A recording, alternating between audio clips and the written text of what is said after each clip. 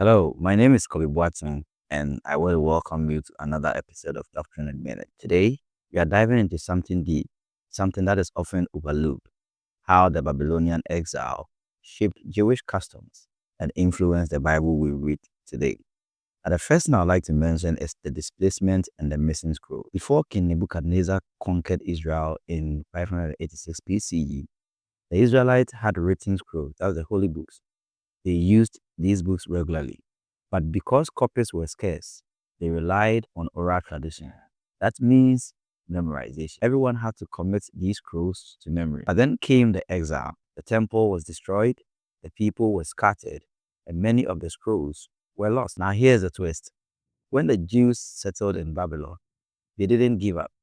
They fought to preserve their identity. The scribes began to reconstruct and rewrite the scriptures they had lost. This reconstruction became the foundation of the Bible. The Jewish leaders recognized these rewritten books, and even Jesus later quoted from them. What was once oral became text, and those same texts form much of the Old Testament we use today. And the second thing I'd like to talk about is the introduction of the synagogue. Before the exile, Israel had just one temple, the grand one Solomon built.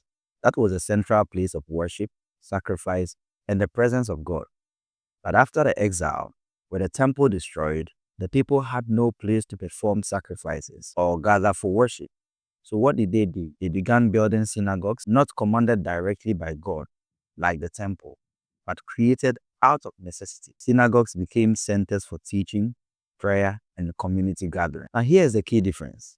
The temple was for sacrifice, run by priests, and specifically Levites and the descendants of Aaron, and was ordained by God. However, the synagogues were for teaching and community, led by rabbis and not directly commanded by God, but still deeply important. To this day, there is no standing temple in Israel, but there are many synagogues, all rooted in what began during the exile. And the third thing and the last thing I'd like to mention is the rise of monotheism. Now, here is a theological shift that took place during the exile: a strong emphasis on monotheism. That's the belief in one God. Why? Because Babylon was full of gods.